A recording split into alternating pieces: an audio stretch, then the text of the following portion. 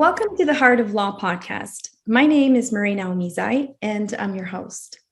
Today, I have invited on the podcast a famous American trial lawyer and pastor.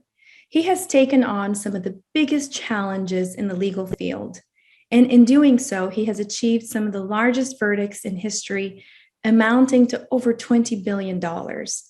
Accomplishments that have changed business practices to protect the public and have gained justice for the victims of dangerous drugs, medical devices, and other consumer products. The New York Times calls him the top civil trial lawyer in America. His name is Mark Lanier, and I couldn't be more excited to have him on as a guest today. Mark, thank you for accepting my invite. How are you? Mirena, I'm doing so well. I'm so excited to get to visit with you today. I've been really looking forward to this, and I'm honored that you would ask me to join you. Thank you so much. I have followed your career, Mark, the past decade, attended the Lanier Academy conferences every year ever since it started. I've heard you speak at countless conferences over the years. I read your book, Christianity on Trial. I've taken 2 tours of your incredible library in Houston. I've heard you on a couple of podcasts, and I interviewed a lawyer in your firm, Rick Meadow, a dear friend of mine, to best prepare for this interview today.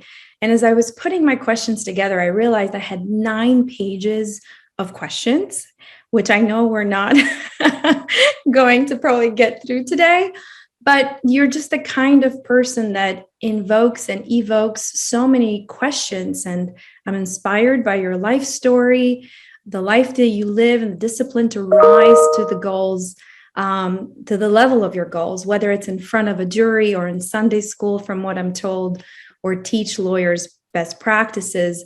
So there are 3 domains that I want to cover today: your practice of faith, your practice of law, and how you fuel your creativity.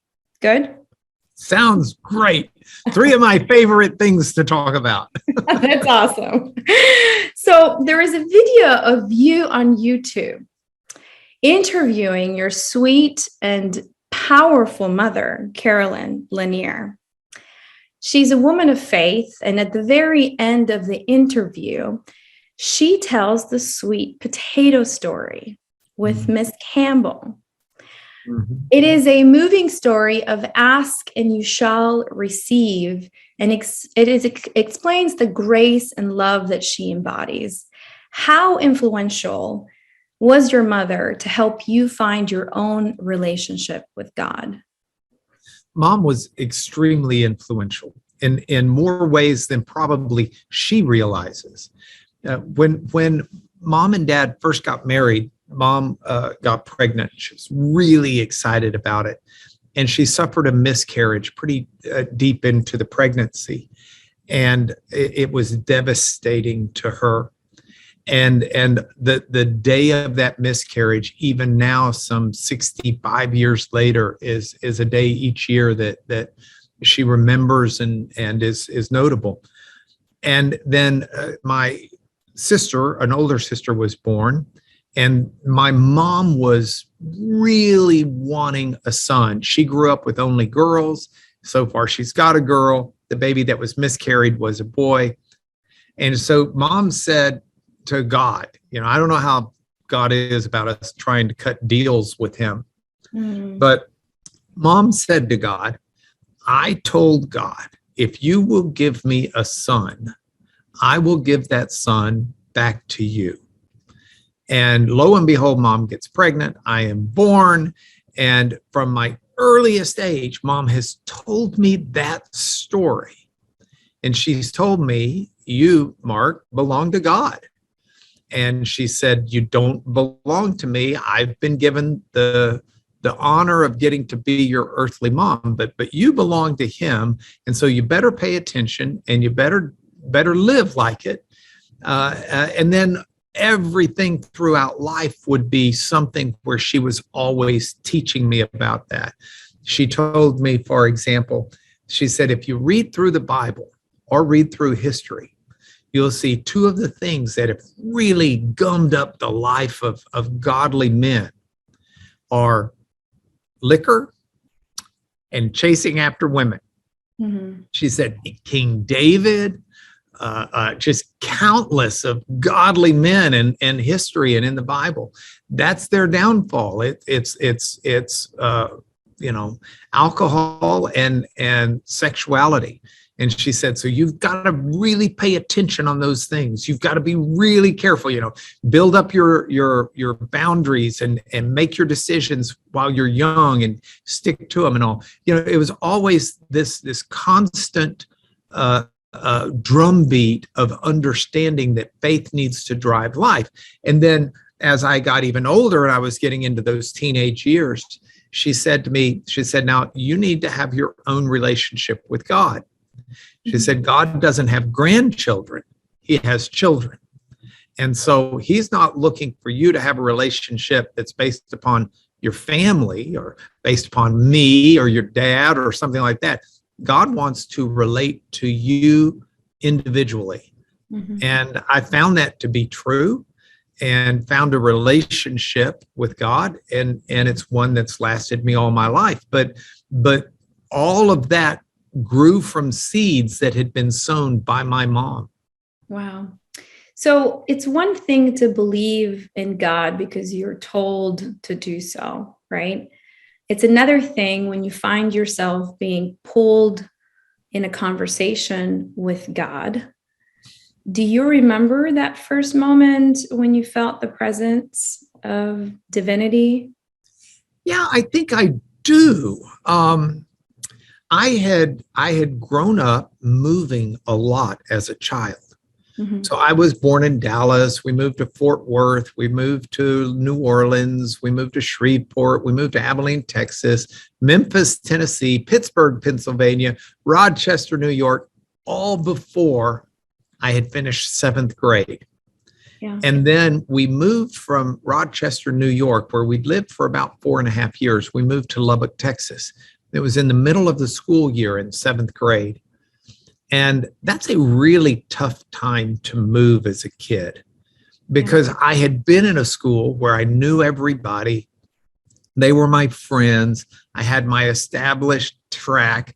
I played on the basketball team. I played on the baseball team. I played on the football team. I was in student body and student council and all of this. And all of a sudden I moved to Lubbock, Texas, which has entirely different culture, entirely different manner of speech, entirely different view of the world. And because it's in the middle of the school year, all of the kids already had their little cliques. And I wasn't in any of them because I didn't know any of those kids. So I went from being the head of student council to being able to go to school and realize that if a teacher didn't say something to me during the day, from the time I left home till the time I got back home late in the afternoon, I could have said 0 the whole day and nobody would even know because there just was nothing there. And I was really struggling with this and trying to figure it out when one night at church, the speaker was talking about how God seeks to not only help you in your life, but that he really wants to have a relationship with you and instead of just staying as a mysterious God off in the netherworld, actually took the form of Jesus and became a friend to people and lived a life that we could understand as a friend and that relationship is available. And so I cried out, to my in my own, God, that's what I need. I need a friend. I need that. And the presence of God was all of a sudden a very real thing to me. It was no longer academic knowledge or something I saw in my parents. It was like a confirmation. Hey, I am here with you. I am here. So tell me about that feeling a little bit more. Tell me what that feeling is like. Is it a feeling of expansion? Is it a feeling of love? Is it a feeling of peace? Is it a feeling you're not seeking for any validation from the outside because you feel so in touch and connected? Is it remotely close to that? Yeah, it's all of those things and more. So it's not a panacea cure-all. It's not like, oh, now he doesn't have, issues of loneliness anymore, or now he doesn't have issues of insecurity, or now he doesn't have fill in the blank. But there's a driving force, a presence that overrules those feelings. And so it was the recognition that I am loved unconditionally by someone who knows everything about me, every corner and recess of my mind, any skeleton that could possibly exist in the closet of a 12-year-old kid. There is someone who, with full knowledge of me, says, I love you unconditionally, I care for you, and I want what's best for you. Mm-hmm. And within that, there was a great sense of security, because now I knew that someone took an interest in me, and that this is someone of immeasurable power and knowledge and goodness. And so there's a great deal of peace and security and a comfort. And it doesn't mean that there's not times of grief and sadness, but it means in those times of grief and sadness, there's an abiding comfort. It doesn't mean that there aren't times of fear and doubt, but in those times of fear and doubt, there is a presence of courage and a presence of just you're aware of this presence. And it's very confirming, but it's also one that's convicting, because it lets you see the world in different eyes, in a sense. I began to understand that there really is a difference between right and wrong, and there really are some things worth fighting for. And then there are some things where it's not worth fighting for. I began to understand the importance of forgiving other people. Perhaps most importantly, I began to understand the importance of showing love to everyone that I met, because somewhere, everybody, God is crying out for people to hear and recognize his presence, in my opinion. And so if God's crying out for them, how dare I not love them as well? And so it was a time in my life where a lot of kids that age find their group or their circle, and you're either in it or you're out. And instead, for me, it was like, I want everybody in my circle. I want to care for everybody. I want to try to help people. I want to try and encourage people. I want to reflect on the outside this presence that is in my life on the inside. And so it really transformed me as a person, and has continued to do so as I try to continue to grow, even now, decades and decades later. Very, very interesting. So I assume that during a time when you're seeking for consistency, because you're moving around so much with family, you're looking for something that's very consistent, that's very reliable, and you find that in your faith. And that was my next question, was going to be, how do you continue to grow in your faith? I mean, if this is, you have figured it out, like, what makes your heart sings, how do you continue to grow and expand within your faith? Well, that's a great question. And since you are one of my most faithful attendees of my trial academy, which is coming up in the middle of June, and I hope to see you there again, I'll give you a little glimpse of something. Lisa Blue Barron is a wonderful trial lawyer, but she's also a PhD psychologist. And I just had an email from her on my screen this morning where she said, please, please, please, at your next trial academy, cover these very things that you, Mirena, are asking me. How do you integrate and keep that balance in your life? Yeah. How do you continue to grow and continue to nurture your spiritual side? And so just today, I decided, okay, I'm teaching people hopefully how to try cases and practice law, but part of that's how to be a good person. And so I think that's legitimate fodder for the seminar. And so I'll be including some of these things in the seminar, but you get sneak peek preview. So okay, good. I think of my spiritual relationship with God like I do any relationship. So think, for example, about this conversation you and I are having. Mm-hmm. You said to me when we last spoke about trying to set this up, you said, Mark, I would love to have some of your time beforehand so we can get to know each other and we can better inform the dialogue, because I'll be more comfortable with you, you'll be more comfortable with me. That is just brilliant personal interaction and interpersonal dialogue communication skills. I mean, that's just brilliant. The same principle applies with God. The more time I spend with him or her, the Bible is kind of weird on that. The Bible will talk about God as Father, but it also talks about God as Mother. A lot of people are stunned. Where? It's there. And I'm glad to have that dialogue with people.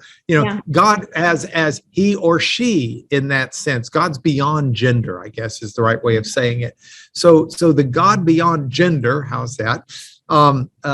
Is no different in a relationship. The more time I spend with God, the better I know him.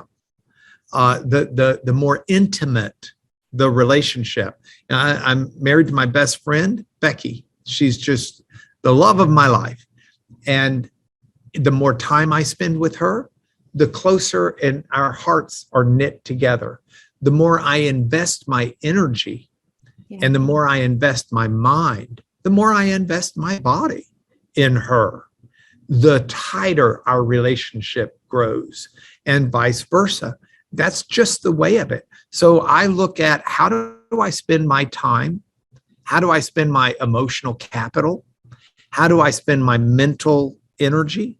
How do I spend my physical energy? Well, I try to set aside some time every day to quietly by myself experience God, for lack of a better way of saying it. I'll spend time studying his word. I'll spend time in prayer and meditation. And I try to journal. I keep a journal with me at all times. And I try to journal these things, and I journal prayers and things like that.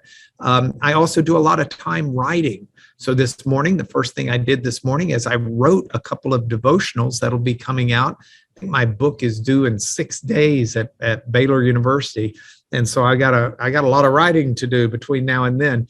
But that's a devotional book that'll be coming out at the end of the year. And so it just grows out of my own personal life. It's an investment of time. Yeah. I do something similar, and I want to give you some context in terms of sort of the journey or the path that I am taking to sort of achieve what you are speaking of. So before I ask the question, I'm going to give some context, sort of where my head is at. But for a lot of people, in my experience, people I've met, people in my family, and I've roots in Islam and Christianity. And then I moved to America, and the family that hosted me was a Jewish family. And so, wow. You knocked out 3 of the largest religions of the world. Bam, bam, bam. And then I started going to temple to meditate because I wanted to learn how to meditate. And I realized it was just prayer. And so it all kind of made sense to me. And at the end of the day, if I could take away all of the confusing parts, it really all came down to some very basic fundamentals and love and compassion and treat others the way you want to be treated, things of that nature. All of that sort of made sense to me. But there are some parts that, as I've seen other people, I realize that a lot of people practice their religions based on sort of the programming or fear. They consider religion to be work and a responsibility. The rituals are a time where you can just take a break and feast, and so it wasn't necessarily, I didn't feel that people that were practicing religion, whether it was in Islam or Christianity, at least again, from my perception, that they really truly understood what they were practicing. And it's also my personal opinion that organized religion has caused a lot of pain and suffering in the world historically and currently. But I don't know what the world would look like without religion. But again, personally, I couldn't find satisfactory answers to many existential questions I had growing up and even as a young adult. It didn't make sense to me. And so my home country is a melting pot of religions. We have a little bit of everything, and people have historically gotten along on the basis of religion. They fight over other things, but religion hasn't been one of those things. And I was lucky to live close to my grandmother. Spresa is her name. It's translated in English means hope. And she was married young, so she never got a chance to graduate high school, but she was a very brilliant and smart and intuitive woman. And she had a pure heart. She still does. She's in her, I think, early 80s now.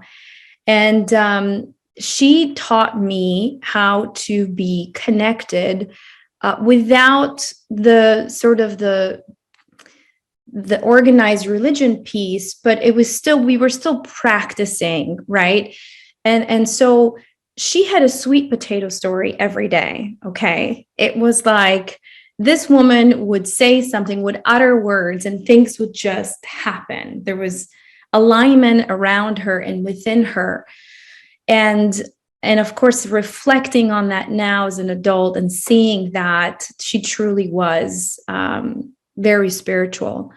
And so it gave me some freedom to experiment and explore religions and try to come to my own conclusion. So it wasn't like you have to believe this, and if you don't believe this, this is what's going to happen. I didn't have that kind of pressure or fear, which most people describe when they're young and learning about religion. So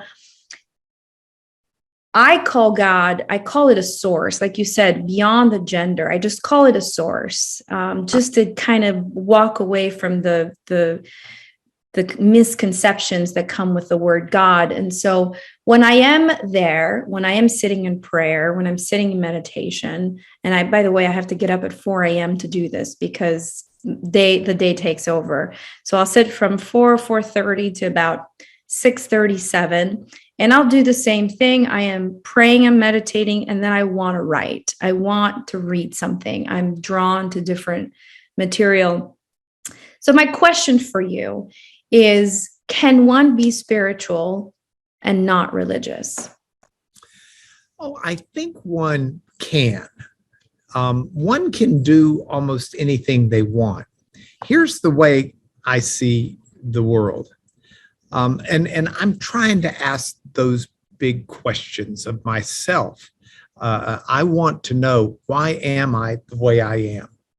I want to know, why is Mirena the way she is? I want to know, why is Vladimir Putin the way he is? I want to know why the world is the way it is. And I want to know what makes for a good society, what makes for a good person. I want to know why there's this drive for meaning that's within us. And I want to know why it is that we value good things. Why do you, Mirena, say to me, I'm making notes as you're talking, that you found the key to be love and compassion and treating others the way you'd want to be treated? Your grandmother, Hope, why do we value those things? And so those are big questions that are worthy of big answers. And I think that as humans, we are hardwired to love truth.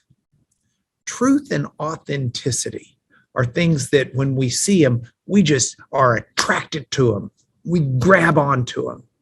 We like people who are authentic and truth. We don't like people that are deceptive. We don't like to be with people that we don't trust to be honest with us. Mm-hmm. I can't think of anyone in any marriage I've ever met who says, boy, I hope my spouse is untrustworthy and a liar. I hope my spouse deceives me. I hope my spouse is someone else when they're not around me. We don't want that. Well, in the same way we don't want it in relationships, we don't want it in the world. We value truth. So people who care about big questions are going to find elements of truth that help inform their answers to those big questions. And that's why, in my opinion, as a Christian, I believe that God has so placed his truth around us in the world and in our hearts and minds and in our relationships that we will find elements of truth in all of those arenas. And I think you can look at Buddha, and the Buddhas, plural, if you want to go there, have found some of those elements of truth and incorporated them into Buddhism.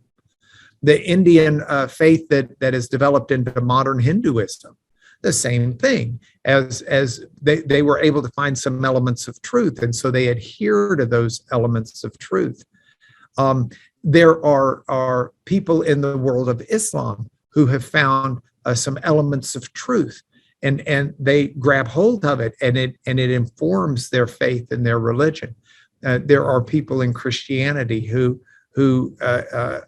have varying degrees of truth they've grabbed onto. I would venture to say that there are people then who are spiritual but not religious. People who have found some elements of truth and grabbed hold of them, even though they're not ready to embrace any religious system. But here's where I come out on that. I come out by saying, I want the fullest picture of truth that there can be. Right. And so, I want, if you go back and think about the story of Cinderella, she's fled because the bell's striking midnight, and Prince Charming, or whatever his name was, is looking for her everywhere, and all he's got is the glass slipper that she had worn, and he starts trying it on to all of the different ladies in the kingdom. And some of the ladies try really hard to wedge their foot in there. They can get some toes in. They might even get it into the ball of their foot, but it's just not fitting fully until it gets to Cinderella. And in like manner, I find a lot of people are able to get their toes in. They're able to find elements of truth, rightfully so, in all these different areas. And they're loath to give it up because it resonates with their soul. They know this is authentic and this is true. And so with that resonating in their soul, they don't want to give it up for something else. And yet, I want to know where the slipper fits the whole foot and makes sense as best as possible with everything that we get. And for me, that is the basics behind the Christian faith and the presence of God, recognizing that there's a lot that's paraded as Christianity that is not Christianity. There are people who claim to be Christians that are hateful, that are spiteful, that are mean, that are angry, that are warring, that are antagonistic. I mean, even Putin is trying to invoke the Christian church as he comes into Ukraine and does the horrific things that are being done there. You go back to the Inquisitions, those are outrageous. You can find within Christianity alone, or you can find within Islam or other things, you can find warring, anti-Christian life. So I like to contrast two groups. There are people who are spiritual but not religious. There are also people who are religious but are not spiritual. Mm-hmm. And frankly, I find them even more out of touch with reality than people that like you and where you come from. So I applaud people who embrace elements of truth. I just urge people to consider whether or not you can get more of the foot in there, whether or not there's true reality to some of the picture that people don't always embrace. And that actually, you seem to be reading my future life. That actually is the next book that's coming out from IVP. So IVP published my Christianity on Trial book. And then earlier this year, Atheism and Agnosticism on Trial, Unbelief on Trial. And then next year comes out World Religions on Trial, where I try to walk through all the different major world religions, including spirituality without religion. And I try to identify, here are real positives. You know, as a Christian, I can say there's some truth in Islam, in the Muslim faith. There's some truth in Buddhism. There's some truth in Hinduism. There's some truth in Judaism. And there's, you know, and I like to walk through that. There's truth in spirituality. But then I try to put it all together and say, how does it all make sense and give me the fullest picture that I can find? So that makes a lot of sense, but I'm going to give you an example in my life recently. Well, not very recent. My daughter was in 5th grade and she's in 9th grade now. So 4 years ago, she was attending, I had, finally started making some good money in this business and wanted to put her in private school because we've had some mishaps at the public school. And I thought, I want to put my daughter in the best school. And it was a Christian school. And I really, again, have no problem with my daughter, my kids being exposed to really everything and make the best conclusions they can. So I did. I enrolled her in this school. And everything was going great for about a year. She was taking Bible class every week, every Thursday. One day she comes home crying and she said, "Mom, my Bible study teacher said that if you are not a Christian and you don't accept Jesus as your savior, that you will go to hell." And I told her that some of my family members are Muslims and some of them have never even heard of Christianity. And so does that mean that they too are going to hell? And the teacher said, "Unfortunately, yes." So I was stunned by this. I took about a week to gather my thoughts and wrote an email to the school. And I still have that exchange. If you care to read it, I will send it over to you. But it really shook me because here's a 5th grader that is now trying to make sense of the world, of the religions. And there's this fear instilled in her that family members who, again, don't have the opportunity to learn about the religion and Jesus, that they will go to hell. Now, that has never set right with me. And I'm sure that you're going to have a very eloquent explanation answer to this, but this is what's sort of been brewing underneath the surface. And I took her out of that school and I put her in a different school. I don't think there is anything wrong with religion in general. I think religion is good. It's good. It's a good guiding compass. But I think religion, the guidance outside of us can never be the same as the guidance within us. And I'm not sure where that guidance within us comes from exactly, right? The environment, the people that raise us, the moral compass that's inherited. But I do believe that people are inherently good and that somewhere along the way, things just sort of fall apart. But the kingdom of heaven that one seeks is within. And the part I have the most trouble with is the fear that religion teaches.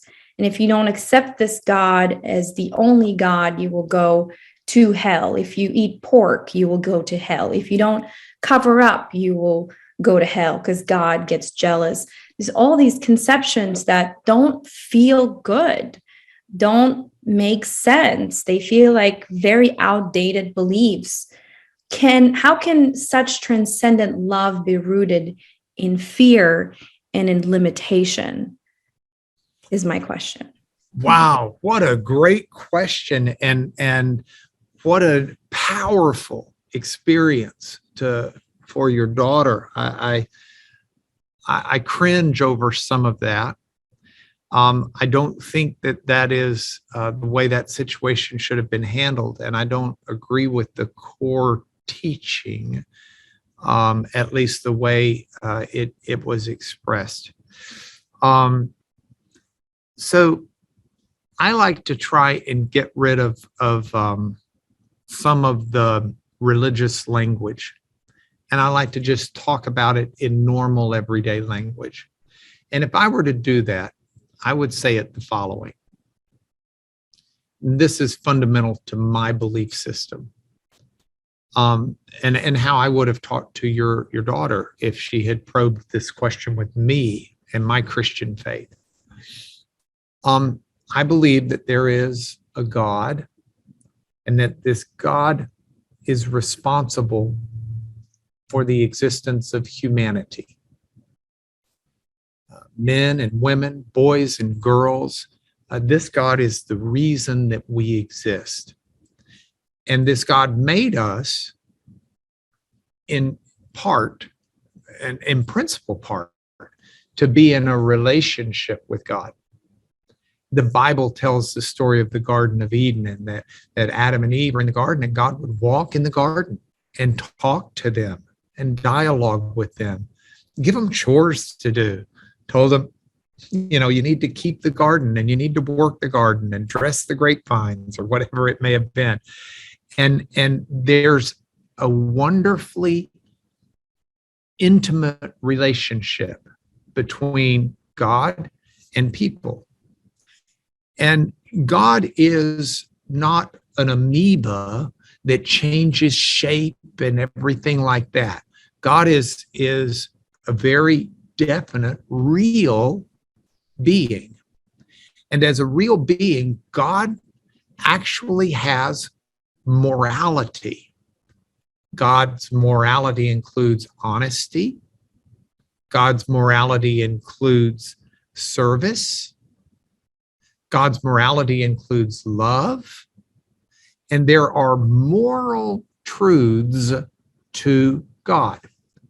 And so God creates humanity and says, if you would like to stay in a relationship with me, then you need to be moral the way that I am moral. Because those who are in a relationship with me live. God is life.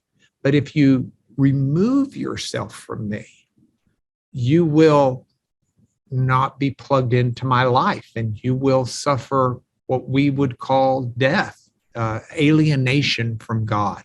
How about? And so at some point, humanity in the garden, it's told as Adam and Eve, but it's really the story of all of us, have made choices not to live by God's morality.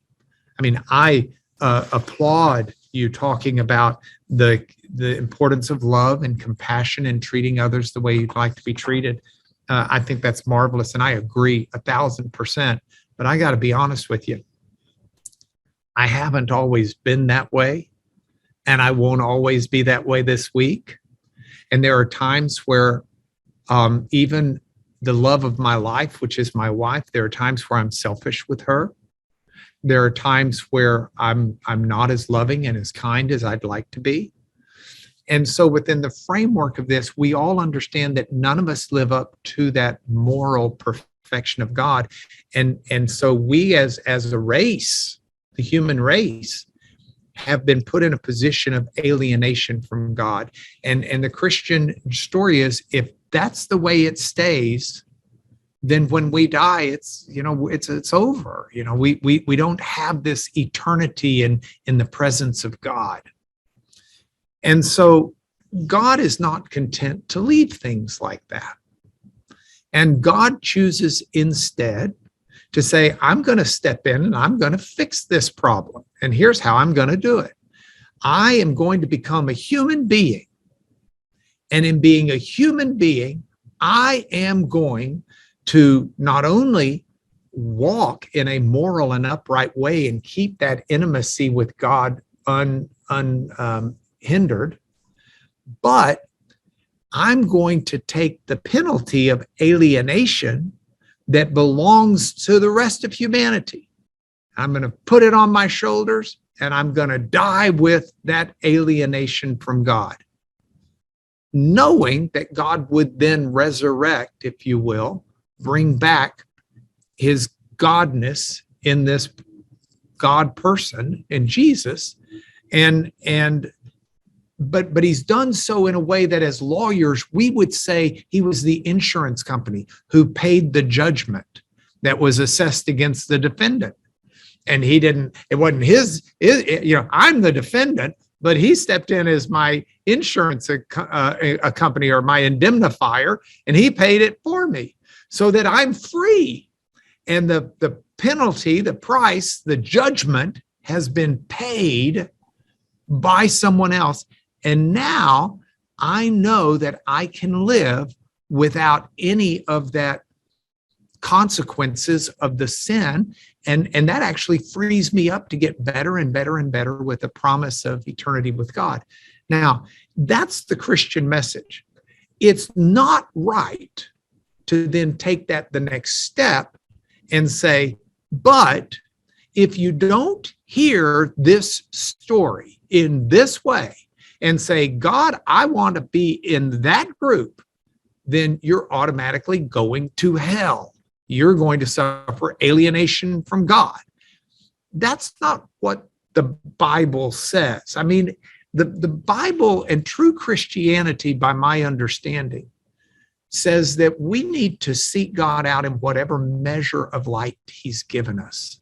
And we need to seek to be dependent upon him for not just what we eat, say, breathe, do, or what inspires us, but dependent upon him for this relationship. I will not relate to God because I'm good enough. I will relate to God because he cares enough to bridge the gap of my unholiness or not good enough. And so people, there are tribes in Africa that'll never hear about even God. But it doesn't mean that they're not looking somewhere for truth and what's outside of them and entrusting themselves to it. And so I don't think it's fair to say, gee, you believe this exactly this way or you're going to hell and so are your family. I do think it's right to say, there is a real God who really wants to be in a relationship with you, and you're not good enough to be in that relationship on your own.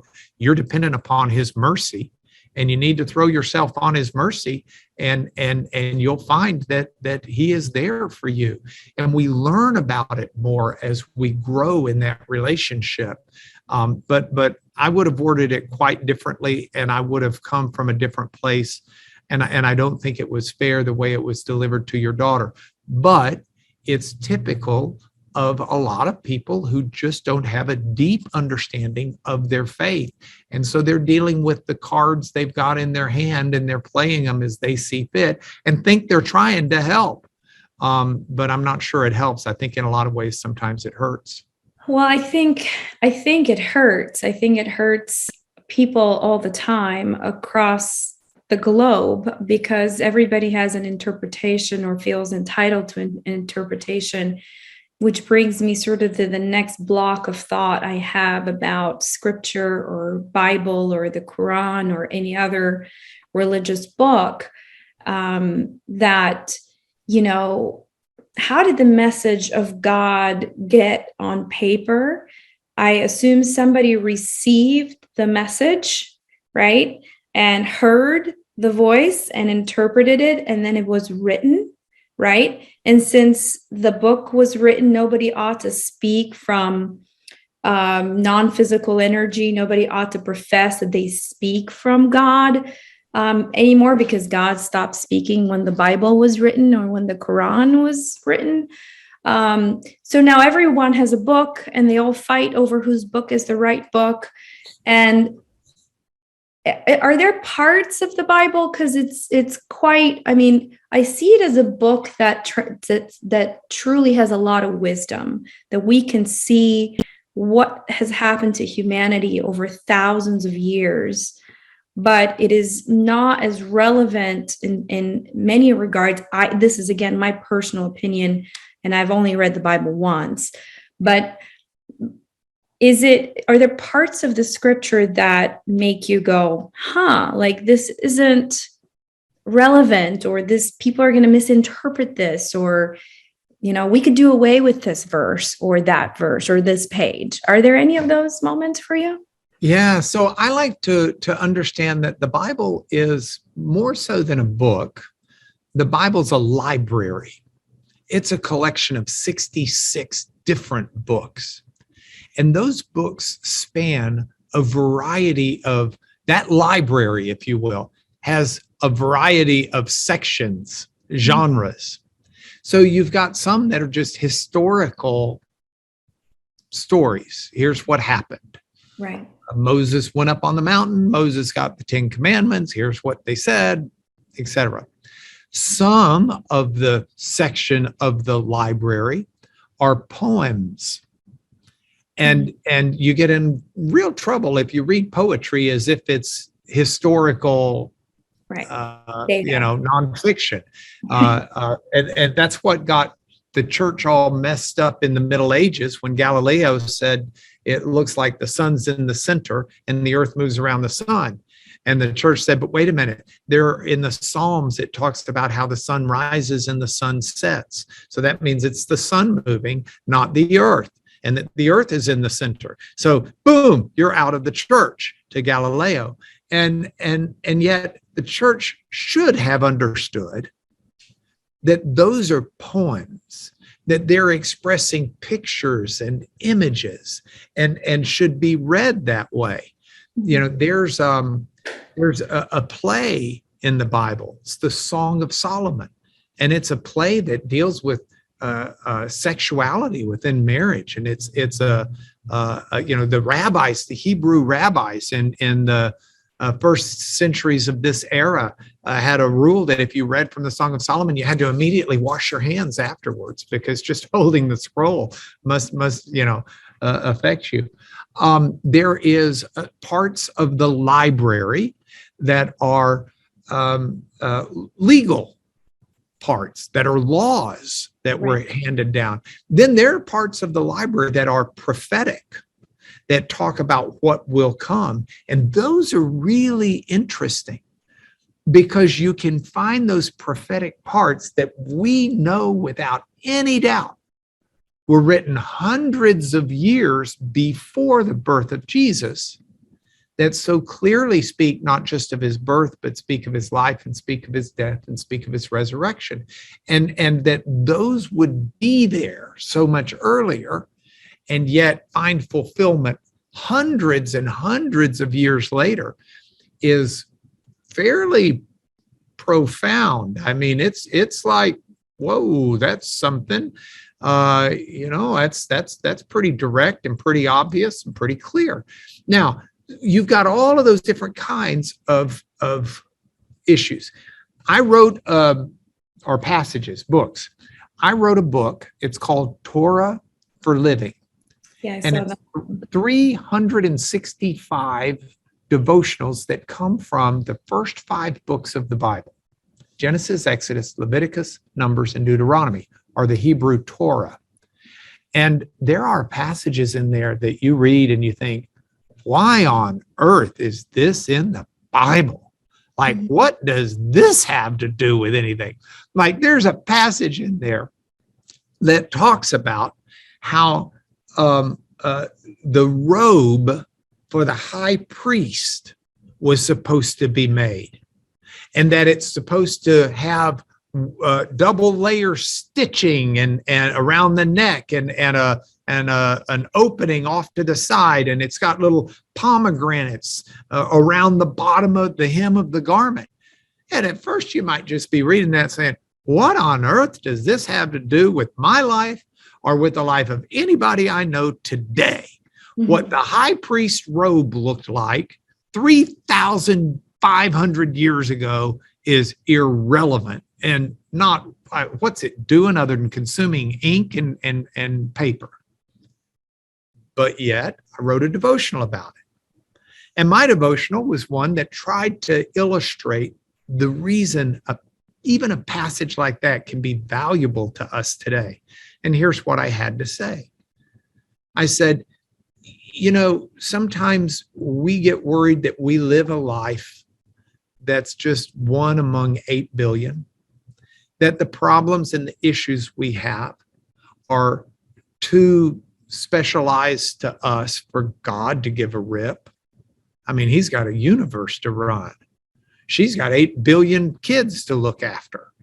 Why is God going to care one whit about these issues in my life? And I said, yet look at this.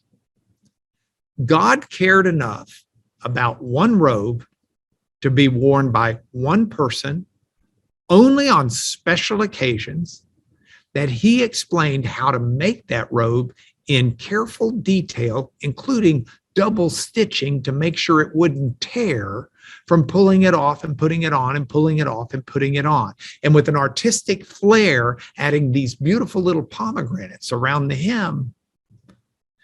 Do we think for a moment that the God who cares enough to give instructions like that for one robe, for one fella in one corner of this globe for a few years of his life, doesn't care about what happens to me today?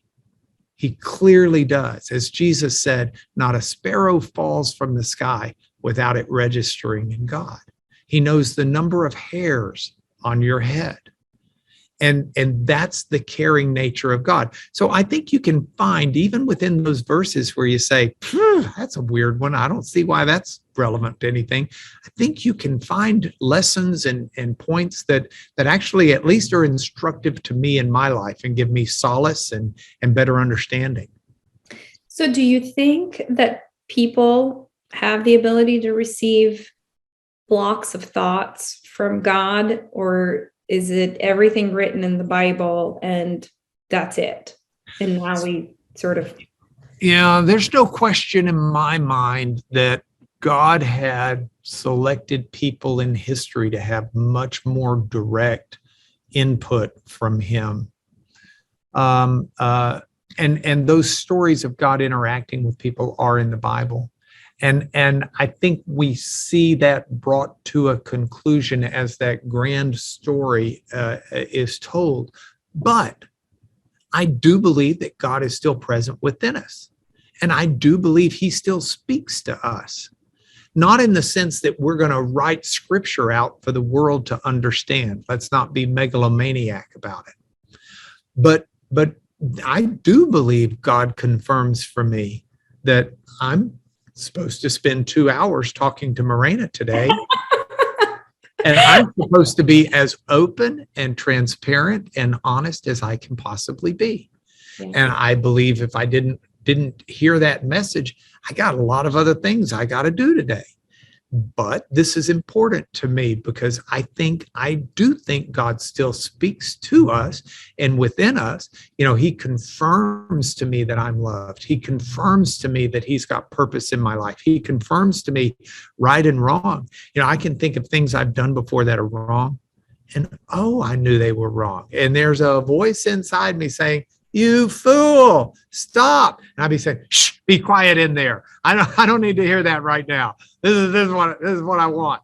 And, there's not a doubt in my mind that God still speaks within me and within us. But that's something that I'm always trying to measure and check against his specially revealed word.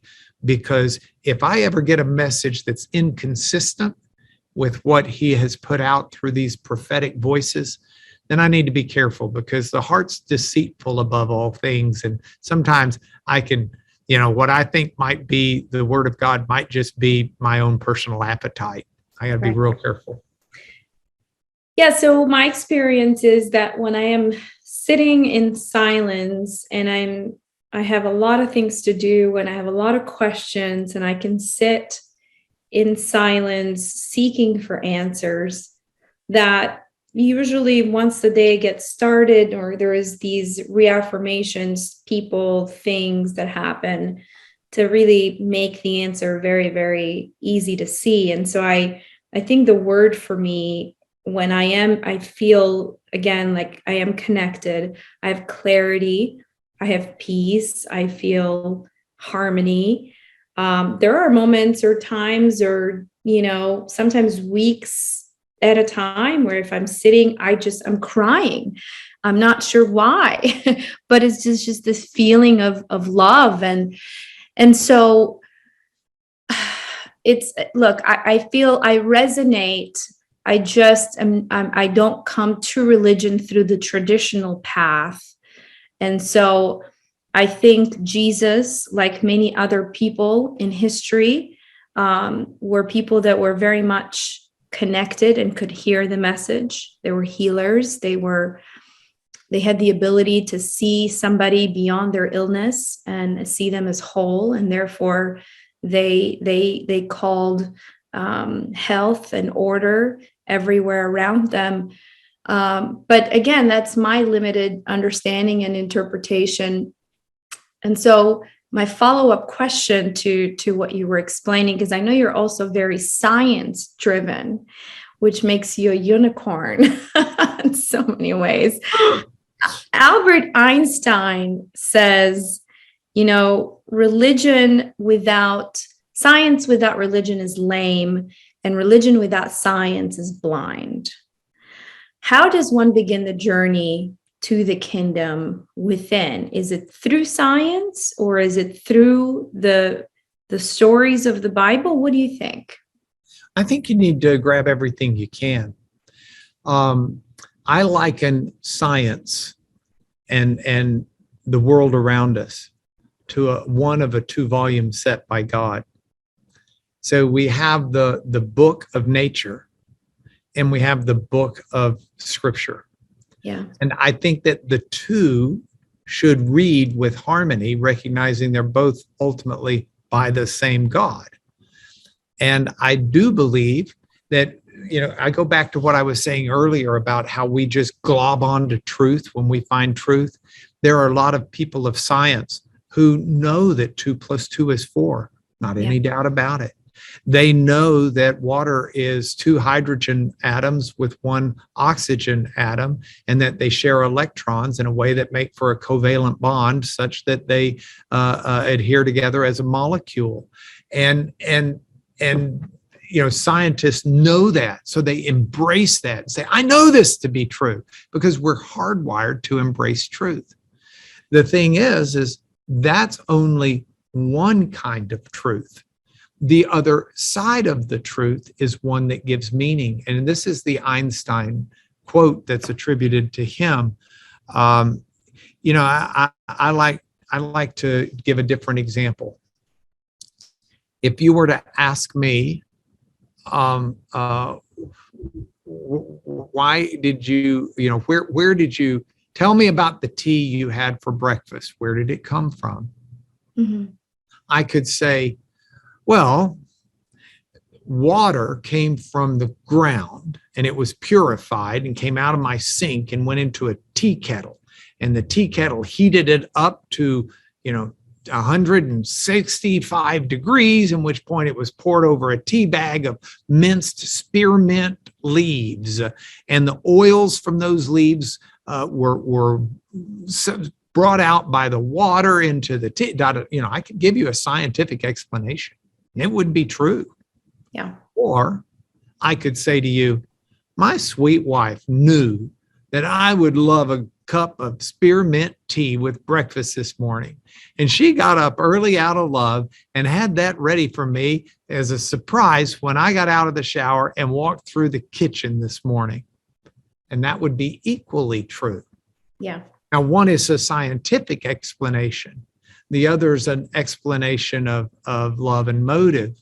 But both of those are both true. One is not true to the exclusion of the other. And I think that's the way science and faith are. I think that they do coexist. I'm big on science. I win trials on science. I love science.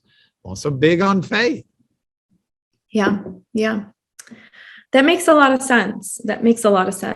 I'm going to ask a question different from what we were just discussing. because I sort of want to now segue into your law practice. I've heard you say in other podcasts that you became a lawyer because you wanted to pay the bills, so that you didn't have to charge for being a pastor. True. Is that still the case today? All right.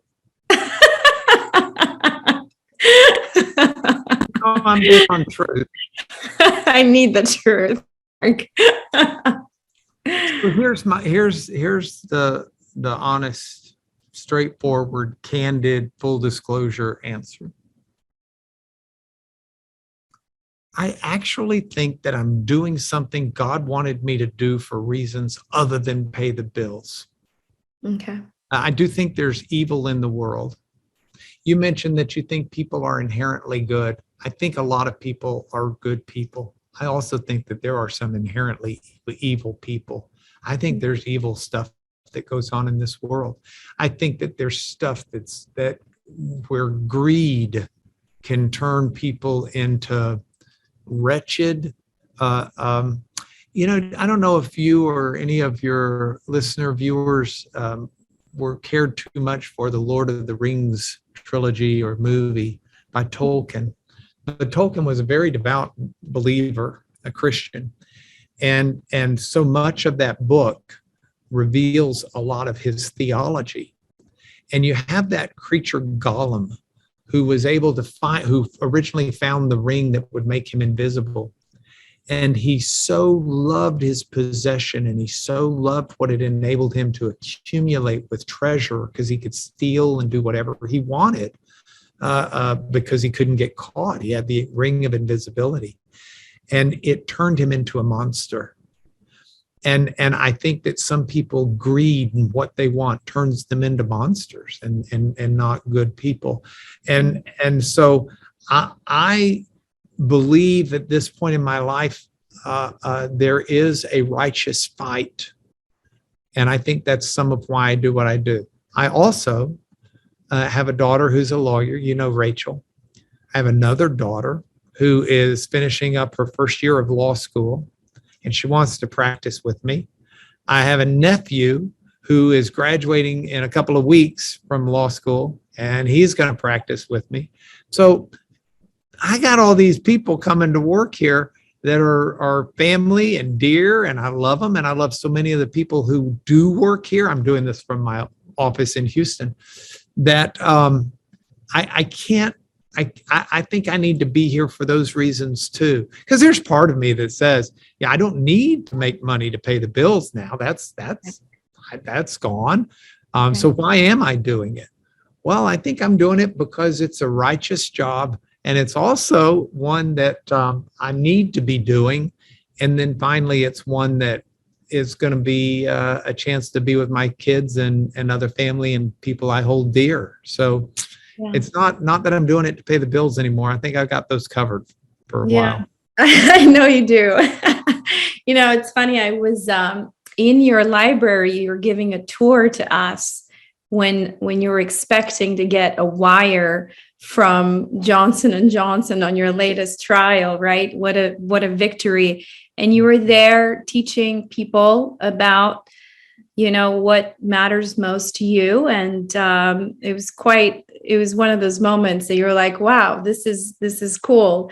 But I guess I knew the answer to that, wanted to hear you sort of express that. But I also see you, again, this is my perception, that your faith fuels your career, that you do become David against Goliath.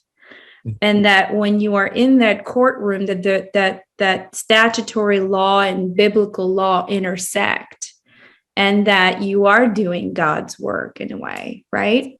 Yeah, I feel like I'm doing what I was made to be doing. Yeah. That's wonderful. You're building a library in Oxford.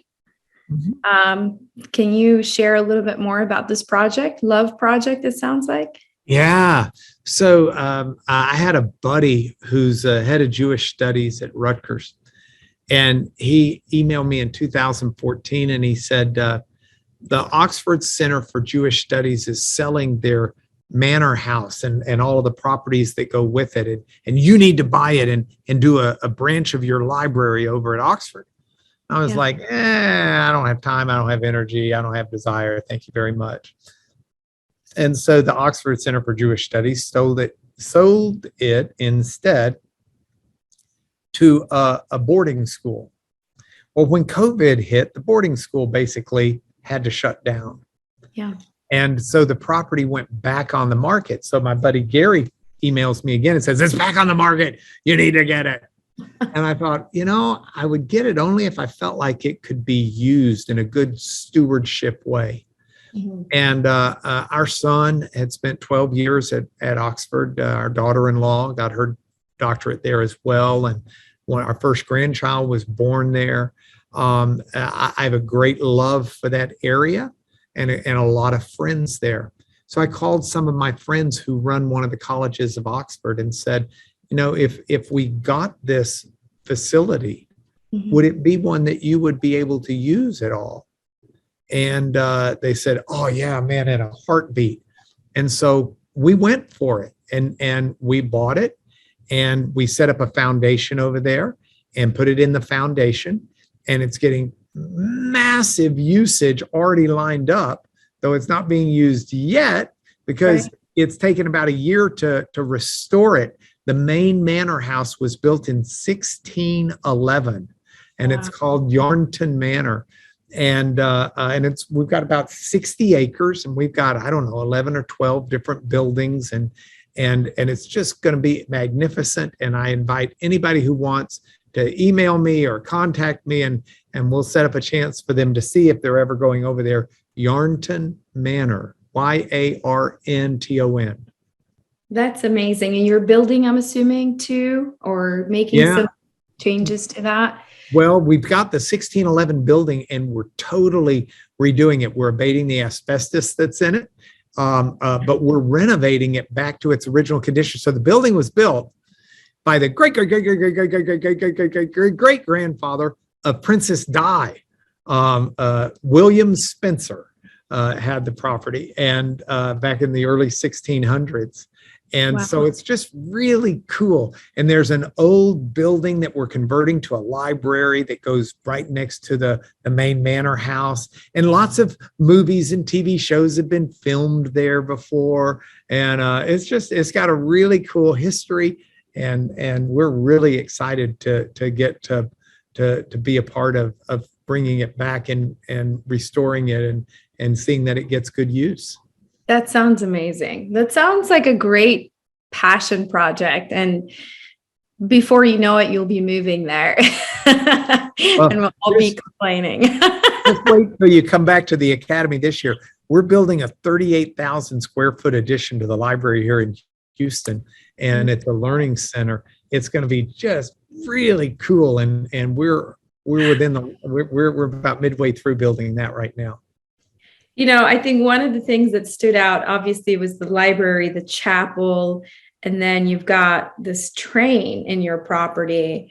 And I did hear the story behind that with your dad being in the railroad industry. Funny thing, my mom was in railroad growing up. She was an electrician, a locomotive electrician. She would, pour water and check the battery. And as a kid, I remember I'd go up on the locomotive and check things out. And one time I remember I found money at the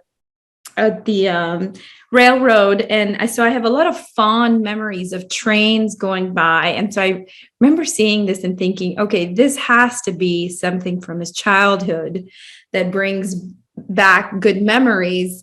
But what a cool story just to have all the things you love in one compound and one property. We're pretty fortunate. Next time you're out there, we'll have to get a picture of you driving the train. That would be great. That would be great.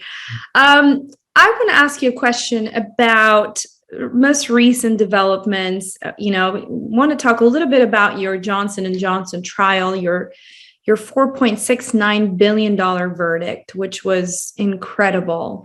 and the impact that you made, right? The company took the product off the shelves in America and Canada. A lot of good was done for the people that you represented, their families, monumental win for a monumental issue that had never been litigated before. What happened next was that Johnson & Johnson filed for bankruptcy, and they won the trial, and now it's held on appeal. What do you think is going to happen? And did you see it coming? Yeah, I did. In fact, I tried to get everybody that still had cases pending, because ours were resolved. We resolved all our cases. Right. I tried to get everybody to settle with Johnson & Johnson, because Johnson & Johnson was willing to pay a certain amount of money. I thought up to like $5 billion. And I think the negotiators from the victim side thought they could push them just a little bit further. And Johnson & Johnson said, no, if you don't take it at this point, that's as far as we'll go. If you don't take it, we're going to file for bankruptcy. And I think the lawyers for the victims didn't believe Johnson & Johnson and said, oh, you will not. And lo and behold, they did. And now everybody's like, oh no, who'd have thunk? I thought, yeah. Well, anybody with their eyes open, but I don't know how it ends. I think there's going to be a major fight over it, maybe going all the way to the U.S. Supreme Court, because Johnson & Johnson as a company certainly has the money to pay. And so they're using this unusual Texas law to try and cut off their exposure. And it's called, in fact, the Texas two-step, because it's a two-step process. And I don't know at the end of the day if it will work or not, but it's certainly worked right now with the bankruptcy court on that level. So if they win on appeal, do you think that's sort of the beginning of the end for the mass tort world, or is it going to just be a wild card depending on the project, depending on the personalities involved? How do you see this trickle down into other areas of the law? Mirena, I think it'll be a wild card. I think it will be a case-by-case basis. I think the Texas law is really geared and written to apply to asbestos situations. And so Johnson & Johnson gets there off the talc product because there's asbestos in the talc, and that's the core of that allegation. So I think that it works in that situation, but most pharmacy cases are not asbestos based. And so it would be another huge extension of the law or the principle to take it into those run-of-the-mill pharmaceutical cases. That being said, it is a roadmap, and it's one that I wouldn't be at all surprised to find other defendants trying to follow. But understand, even in the asbestos world, some companies have used it, many companies have not. And so it's not used all the time already, even in its limited context. Yeah. What did you think about their arguments and ultimately the judge's opinion? Did you find that there was strength in their arguments? I did not like I did not agree with, I should say, the Johnson & Johnson argument. I did not agree with the judge's opinion. The judge wrote an opinion where he basically says, plaintiffs think that they should be in the court system, trying these cases to jury. I believe that you can get a much fairer, prompter resolution just going through the bankruptcy court. I'm sitting here thinking, well, at the law school you went to, did they not explain that the right to trial by jury is actually a constitutional right? Mm-hmm. And you can't be a bankruptcy court and just say, well, maybe it's a constitutional right, but I don't think it's a good one, so I'm going to strike it down. I mean, the Marbury versus Madison does not give bankruptcy courts the right to strike down the U.S. Constitution, even if it's in dicta, and say, well, maybe, yeah. So I think that was I think that was an outrageous set of language and concept by the bankruptcy judge. Wow. Yeah, I think I was just as shocked as everybody else, and it's been quite interesting to see sort of how the industry resets and recalibrates itself, right? The truth is, the industry has changed quite a bit in the past 10 years. I've only been in the business for about 11 years, and I've seen quite the transformation. So you have a lot of capital coming into the space. You've got a lot of advertising. Is that a problem, or is it a double-edged sword? What are your thoughts on the business of law? Is that an area that interests you, or, just your thoughts on a high level about the business of mass torts? It's a fascinating business because it is a business. Yeah. When I started practicing law, law was considered a profession, but there was an underbelly business side to it. Now it seems that the profession is not so much a profession. Now, in some regards, it is more of a business. And the business model has been interesting to watch it transform. So if you go back in the mass tort landscape, back in the pre-Vioxx days, so before, say, 2005 or something like that, I think we tried the first Vioxx case in 2005. So go back before that.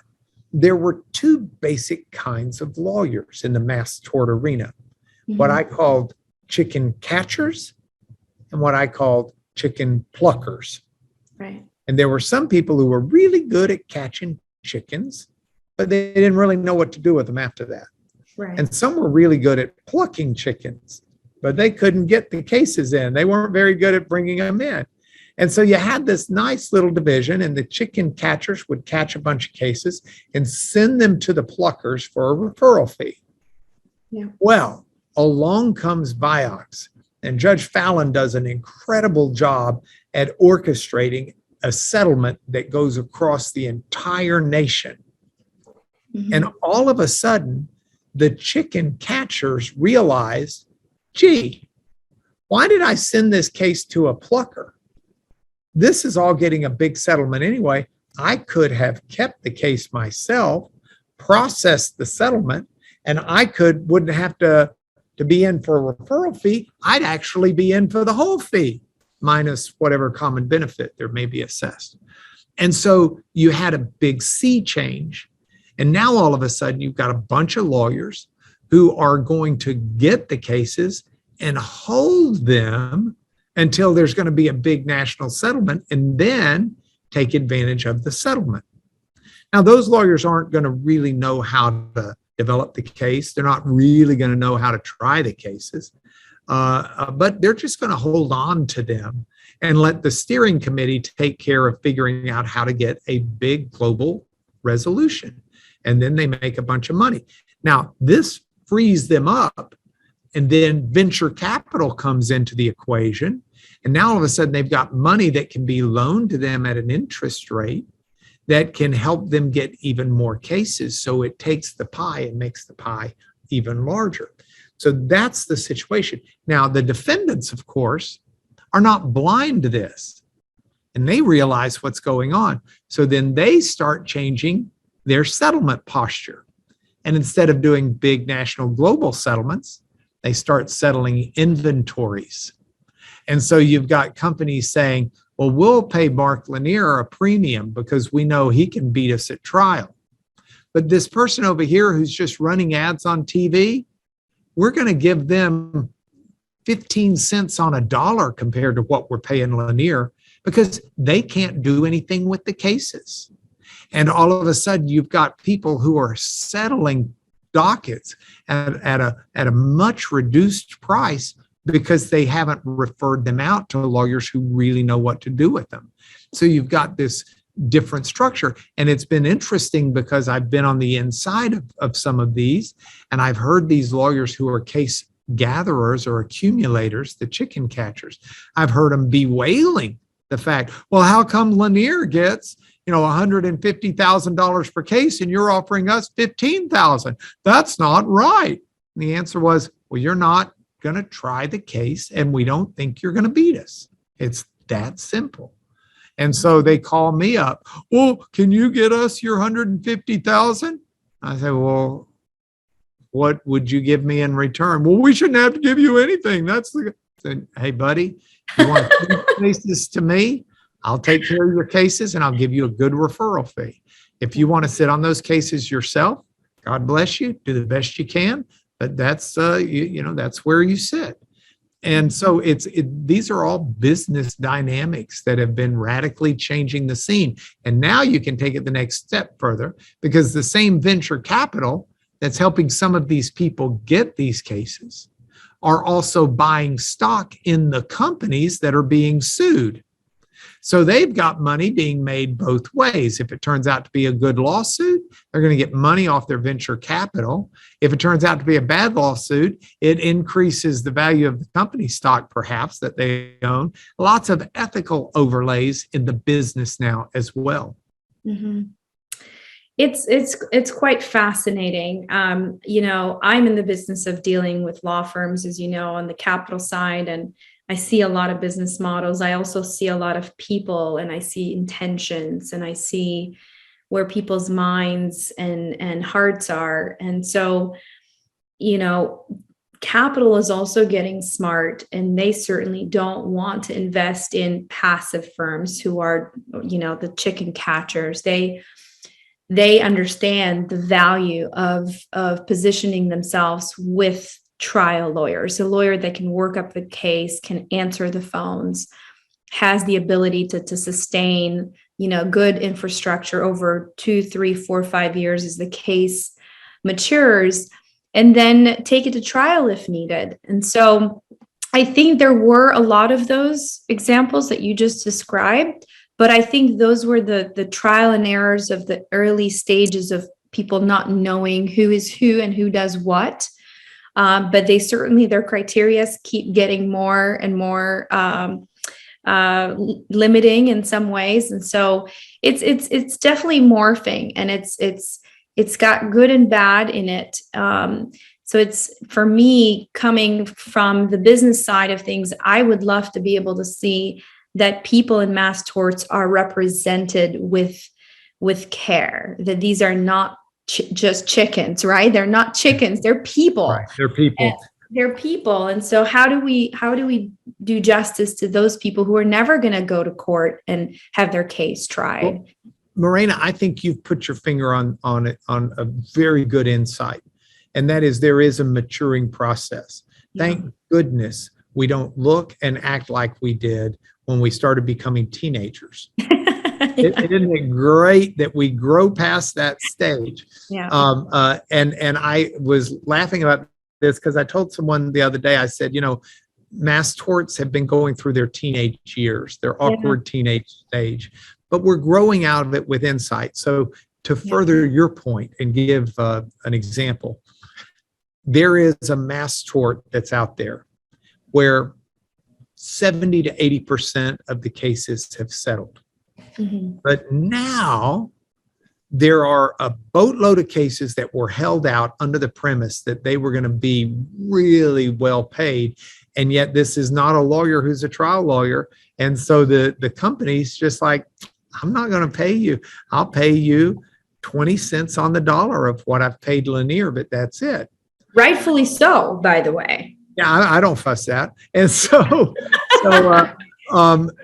then the court system has all of a sudden altered its posture on this mass tort.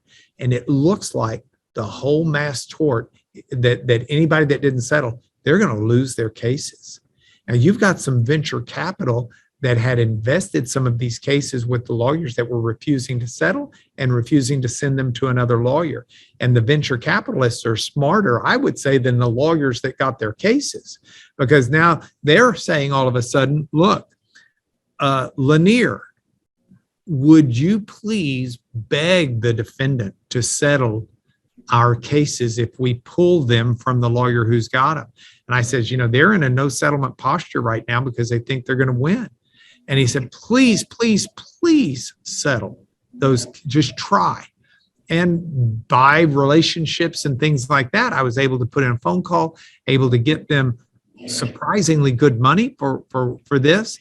Wow. And those cases will settle for that little subset because venture capital was smart enough to pull them away from an ineffective law firm and get them resolved. And so I do think there's recognition and development and maturing that's happening.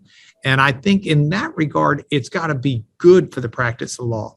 Because remember, the big David versus Goliath story is not simply who's got the most documents or who's got access to the best experts or who's got the running knowledge of the liability case at the start. Another David and Goliath posture is who's got money to spend on a case. I'll go back in time. 10 years ago, there was a mass tort, and I settled out. And I was the first to settle out, and then everybody else started settling after me, except this one lawyer. And I was sitting down with the defense settlement guy. And I said, why are you offering lawyer X 10 cents on the dollar? He's the last one that's left. Just pay him more. He said, no need to pay him more. He'll beg me for this money within a month. I said, how do you know that? And he actually had the fella's financials. And he said, this fella doesn't have enough money to stay longer than a month. He owes too much money in his law firm, not to venture capitalists who'd invested in the cases. I'm just talking, he didn't have enough money. He didn't have income coming in the firm to keep the lights on. And he had no money to borrow. There was no venture capital at the time. And as a result, he settles his case 10 cents on the dollar. So in some ways, venture capital is actually an equalizer that takes it out of a David versus Goliath mode when it comes to being able to fund the litigation. And that's where the smart money is by the venture capitalists. And that's where it can be smartly used by lawyers. Yeah, a great example of that is really how I entered the business, which was during the BP claims. And you had some law firms that you probably know very well by name that needed the capital to settle, to continue fighting, at the time with BP. And if it wasn't for that capital infusion, it was going to be horrendous for the firm and the client. So I think that's how it sort of started and shaped the industry from there. The follow-up question on, you said your daughter Rachel is a lawyer. You've got another daughter that is in law school. Your wife Becky is a lawyer. I would like to see Mark Lanier try a case with Lanier women. Is that coming? I told Rachel, and we have one son in addition to our 4 daughters, and he's in law school as well. So I said to Rachel, Rachel, how cool would it be if I could stand up and say to the jury, hi, I'm Mark Lanier. I'm going to be trying this case with my wife, Becky, our daughters, Rachel and Sarah, and our son, Will. And have each of them stand up. And she looked at me, she said, Dad, that'd be like the Von Trapp family lawyers, being able to sound of music. I love that. I think that would be one of the coolest opportunities I could ever have in my life. That sounds great. I mean, I was talking to Rick about it, and he said, yeah, I think that's coming. So what's the next case for you? Or are you sort of taking a break from? So I've got to try the damage end of the opioid trial that we did in Ohio. And that's a couple of weeks away as we're recording this. And so I've got that. And then I've got another case set in August.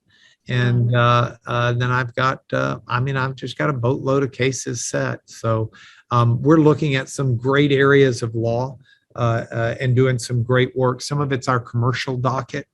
Some of it's anti-terrorist act cases. Yeah. There's just a whole wealth of evil and wrongdoing out there that we get to try to right. We'll be tilting at our windmills. Yeah. Well, look, it's just, I think, speaking from my experience, you are one of the people that gets to make our business look good, our industry look good, and having somebody like you setting the kinds of records that you do makes a difference for all of us. So you contribute directly and indirectly to so many people that we probably could never count. I mean, hundreds and thousands of people. So thank you for that work and that dedication. And I hope you continue to be David for as long as you can. Do you catch yourself having limiting beliefs? And if so, how do you work through it? And how do you create goals and systems to be able to continue your growth, whether it's personal, professional? I think that I've got limiting. I think there are limiting aspects to me. I've got limited skills. I've got limited natural abilities. But having said that, I'm not satisfied with having those limitations. So I'm always trying to bust them. So for example, I'm not very good at drawing innately. So I've started watching videos on how to draw. I got books on how to draw. I wanted to learn how to draw. I wanted to up my game beyond that limitation that I experienced. And I've learned that you can do that. I had a lawyer one time working for me who had done something and written it out for me. And I said, I can't read your handwriting. And he said, well, that's just the way I can't write any better than that. And I looked at him, I said, that's wrong. I said, you can get a big cheap tablet that's got the little lines, the dotted lines, and you can sit there and you can learn to write. Don't say that your hand will not make a round motion. It will make a round motion. You just need to train it to do so.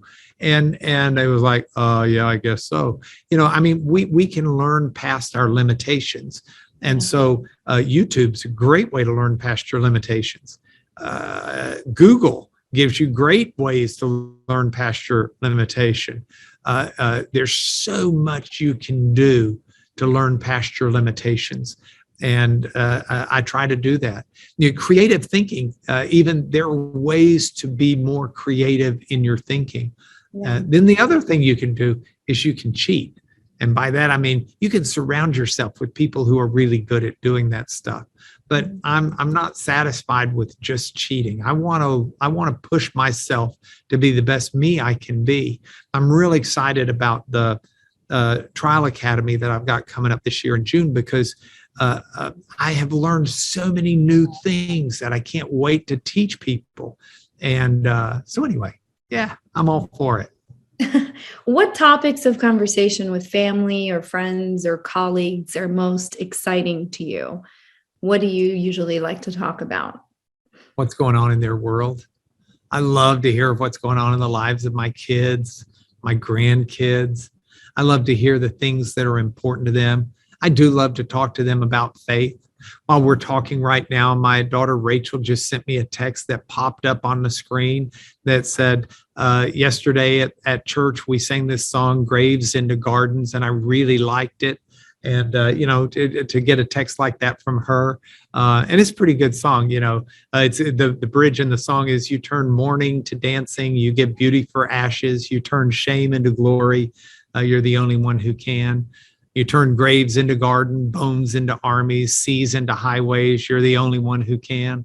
And it's a great song. We sing it at our church too. But, I love to dialogue with my family about matters of faith. I love to, food. We are food people. Okay. All right. We are food people. So Mirena, there was a book that was written in the 1990s. Okay. And I'd urge you to get it. I'd urge your audience to get it. Just because it's fascinating and it's fun. This was a book, and I'll pull up the exact title of it. It's entitled 5 Love Languages. Okay. And it's by a fella named Gary Chapman. I have the book, actually. It's been quite some time that I haven't read it in a long time, but I think I have the book. Okay. Yeah, he talks about how people tend to express love and receive love in one of 5 basic languages. For some people, love is shown or received by quality time. When you spend time with someone, that's your way of saying, I love you. Yeah. For some, it's touch. the physical connection is the way they express love to or hope to receive love from. For some, it's words of affirmation. You did a really good job, or you're just a super person, or, I really, really think it's great. For some, it's acts of service. Let me cook for you. Let me clean up for you. Let me, go get your car filled up with gas, or wash your car, or let me help clean up, or I'll be the one to make the bed. Acts of service is a way to show or receive love. And then the final love language are gifts, giving gifts, receiving gifts. And so, I urge I want to know what my family's love languages are, because our kids are different. Each one's different. And for some of them, it's gifts. And so I try to shower them with gifts. Brother, it's quality time. Daughter, it's quality time. So I just try to spend quality time with her. My wife's is acts of service. So, I try to jump up from the table and start washing dishes first, just a way to say I love you. I try to whatever you can do to show love and receive love. But I'm convinced that there's a sixth love language he left out. It's food. It's food, and especially chocolate. And that's my love language. And I express love by feeding you, and I receive love by eating. And so that's not in there. Well, I am a huge foodie. And so my husband, he's American, born and raised here. And so I have been working with him and his palate, because he's got some limiting beliefs. And we were in New Orleans actually last week for 3 days and a birthday party. And I have to say, I can do without the chaos in New Orleans, but the food and the spreads that we had were, I just kept going, oh my gosh. And he's sitting there thinking, like, wow, food really matters, for you. I'm like, you've been married to me for 4 years. The food is everything. You bring me to New Orleans for 3 days. I love you. So I totally agree. What's your favorite food, if you have one? I don't think I could pick one. I really don't. I alternate between eating healthy and not eating healthy. And right now I'm eating healthy. So when I'm eating healthy, my favorite food is tuna, or the turkey corn dogs from Trader Joe's that go in an air fryer at 150 calories a piece. They're really, really good. Last night I had Mediterranean food for dinner, and it was fantastic. I had a wonderful soup, and I had a Greek salad with grilled chicken. I love all kinds of food. Last week or week before last, I was in England, and I think I ate more fish and chips that week than I've eaten in my life, but I loved the fish and chips there. I love Italian food. Oh, mercy. And breads and cakes. So I love to bake. It's one of my hobbies. Oh, okay. I bake. Oh, I make the best bagel you'll ever eat. I make a focaccia bread that won't stop. I make an incredible pita bread. I make English muffins from scratch. My pretzels that I make from scratch are amazing. I make biscuits, cinnamon rolls. I fry donuts that are yeast donuts from scratch. I have a commercial baking kitchen at the house, and I just love to bake. So you can't find a food with flour in it that I don't love. I make a baklava that is just tremendous. That's my weakness. Okay. Baklava. Yeah, I grew up with baklava and Mediterranean food, and wow. I don't make a good hummus, but I make a really good pita bread to put in the hummus to dip it with. But my baklava is as good as you're going to eat anywhere. What's in your pita bread? Because I make my pita bread with usually lukewarm water with a little bit of honey, a little bit of milk, olive oil, yeast, some salt, and just, mix that. And it kind of, when you cook it or put it on the pan, it opens up so you can stuff it with things. I mean, it's my favorite thing to make, and the kids love it too. Yeah, that's amazing. Yeah, that's the same thing, except I don't use milk in mine. So I probably have a little more water and a little more oil to get off the effect of the losing the milk fat. But I ought to try milk sometime. You have to add a section of making food in your Lanier Academy. Oh, I tell you. So right? Before the law firm got so big, once a year I'd have like 100 people over to the house for a Saturday morning meeting, annual meeting. And I would make donuts for everybody. So I would fry 200 or 300 donuts and have them coming out hot to feed to people. And I love to cook. I have a chocolate chip cookie recipe that I'm telling you is as good as any you'll ever eat. And, all right. Well, I have a really good one too. So I don't know. We may have to do a chocolate chip cookie competition. Yeah, do a throwdown, as Bobby Flay would call it. Mark, the last question I want to ask, how would you like to be remembered? What is your legacy and what is the message for people that follow you, that consider you their role model, their hero? What's the message? Think about that for a minute. Most tombstones have a date you were born and a dash and a date you died. Yeah. And you're asking what's on the dash? What's on the dash? What you do before. And Lisa Blue Baron asked me a couple of years ago, she said, I want to be nosy. And I said, go ahead. She said, if you were writing your own eulogy, what would the first line be? Mm-hmm.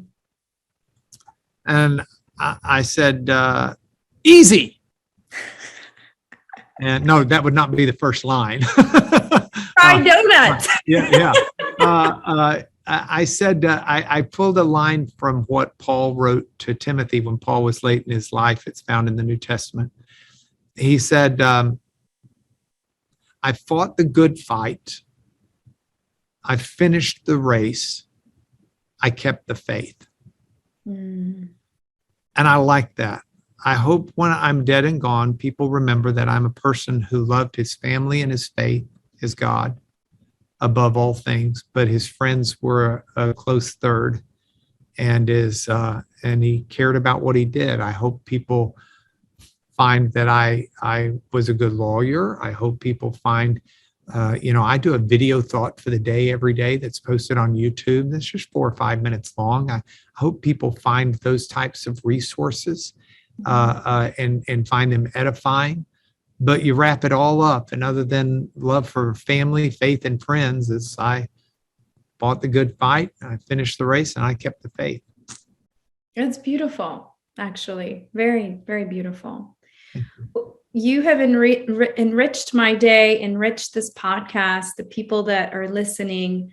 I thank you again for making time and for being who you are. You're just a great example for a lot of us. So thank you, Mark. Well, Mirena, it has been a great joy to talk to you, and thank you for urging me to be expressive about these questions and issues. And meanwhile, your child should be waking up pretty soon. So he's actually up, and he's been good. Yeah, he's great. What's his name? His name is Leo. Leo. Yes. Well, go love on Leo and enjoy it, because he grows up way too fast, as you know from your daughter. I will. Thank you, Mark.